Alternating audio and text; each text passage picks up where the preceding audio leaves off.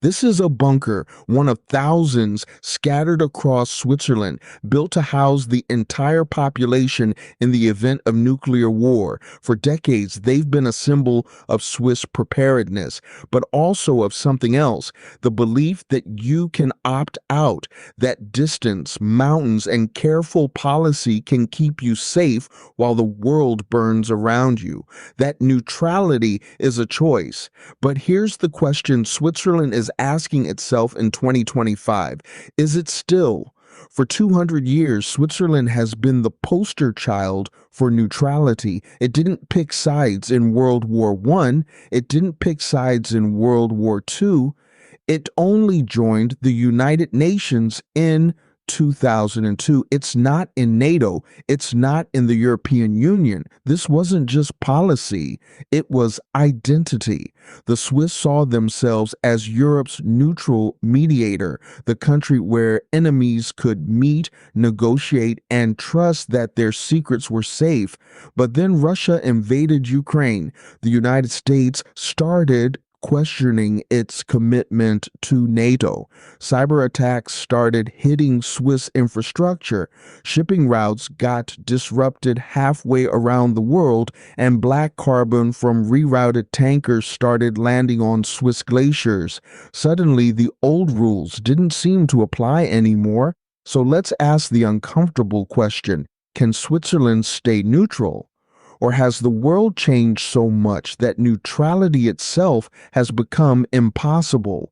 To understand why this matters, we need to go back to where Switzerland's neutrality came from.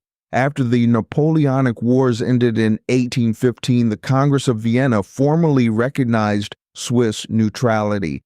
The idea was simple: Switzerland would stay out of European conflicts, and in return, Europe would leave Switzerland alone. For a small, landlocked country surrounded by great powers, this was brilliant. It turned weakness into strength. During World War I, Switzerland mobilized its army but didn't fight.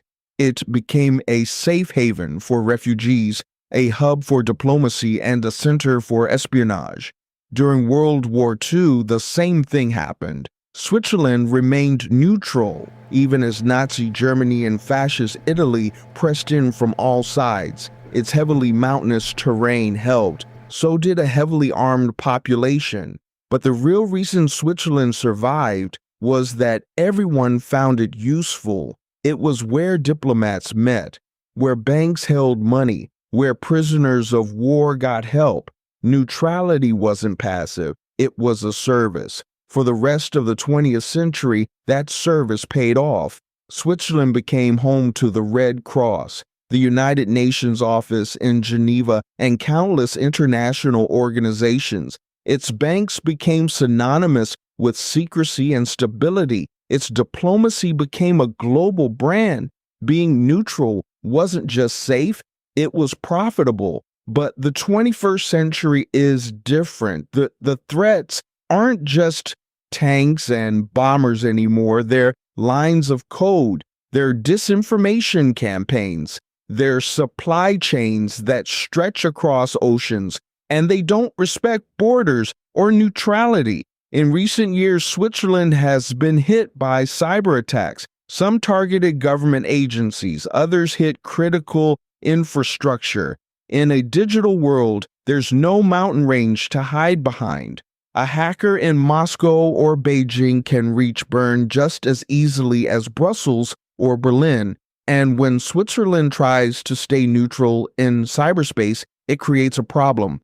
If you don't pick a side, how do you defend yourself? This isn't theoretical. Fabian Molina, a member of the Swiss parliament, put it bluntly. Even Switzerland is now affected by cyber attacks, disinformation, and espionage. In mid-2024, his resolution on security cooperation with the European Union passed. It was a small step, but a symbolic one. Switzerland was admitting that it couldn't go it alone. Then there's the economic side. Switzerland isn't self-sufficient. It imports energy, food, and raw materials. It exports high-value goods like pharmaceuticals, watches, and precision machinery. All of this depends on global systems running smoothly. And when those systems break down, Switzerland feels it. Take the Strait of Hormuz. It's a narrow waterway between Iran and Oman, and roughly one-fifth of the world's oil and liquefied natural gas passes through it. When tensions rise there, shipping gets disrupted. Tankers take longer routes, fuel efficiency drops, emissions increase, and those emissions don't stay local. They travel thousands of miles. They land on snow and ice in places like the Swiss Alps. This is where it gets really interesting.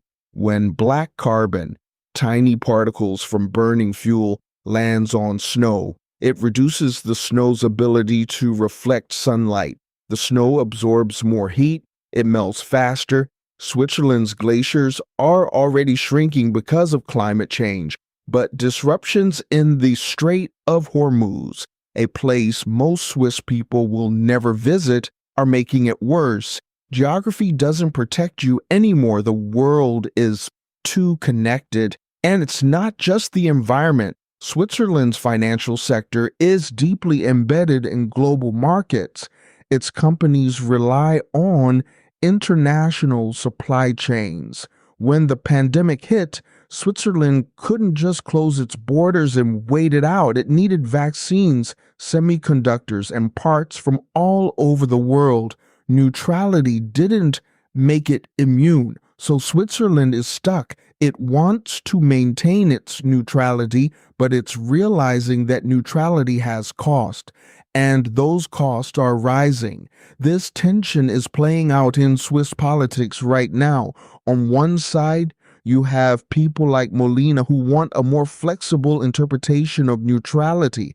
They argue that Switzerland can cooperate with the European Union and NATO on security issues without abandoning its core principles.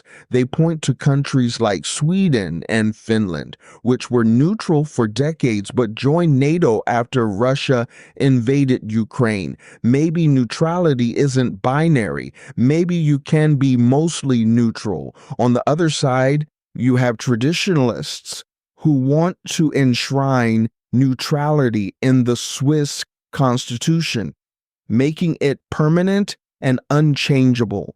They argue that neutrality is what makes Switzerland special. Without it, Switzerland is just another small European country. They worry that cooperation with NATO or the EU is a slippery slope. First, you share intelligence, then you join military exercises. Before you know it, you're in a war. Both sides have a point. But here's the thing, the world isn't waiting for Switzerland to figure this out. Look at what happened with LiveRamp.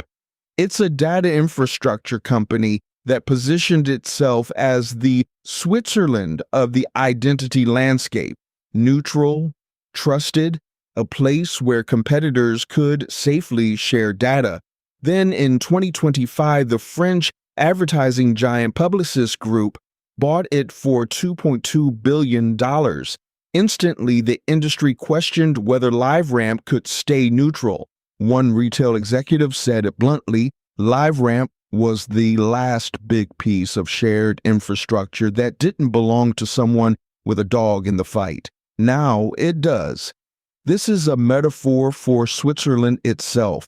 In a world dominated by powerful blocs, the United States, China, the European Union, can a small neutral player really stay independent? Or will it eventually get absorbed into someone's sphere of influence?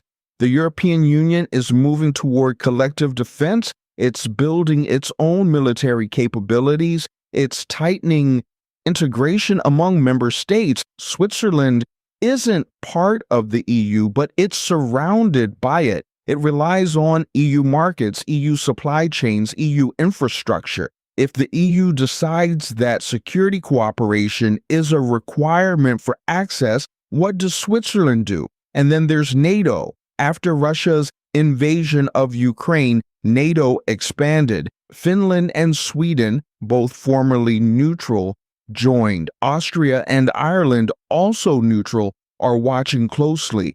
NATO is bigger and more relevant than it's been in decades. Switzerland isn't joining anytime soon, but it's participating in more NATO exercises and sharing more intelligence.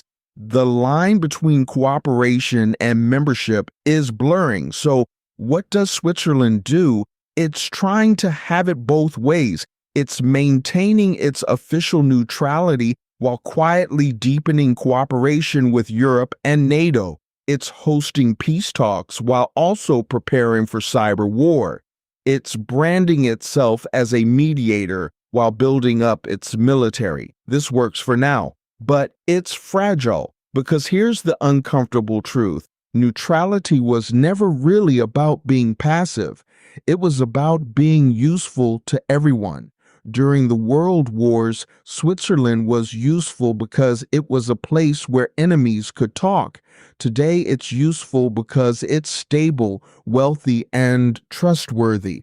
But if Switzerland stops being useful, or if the great powers decide they don't need a neutral mediator anymore, then what? Switzerland's geography helped it in the past. Mountains made invasion difficult, but today mountains don't stop cyber attacks. They don't stop climate change. They don't stop global supply chains from breaking down. The things that threaten Switzerland now don't care about borders. So can Switzerland stay neutral? Maybe, but it will have to redefine what neutrality means. It can't mean isolation. It can't mean opting out. It will have to mean something more flexible.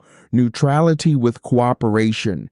Neutrality with preparation. Neutrality that acknowledges the world has changed because the bunkers are still there. The mountains are still there. The policy is still there.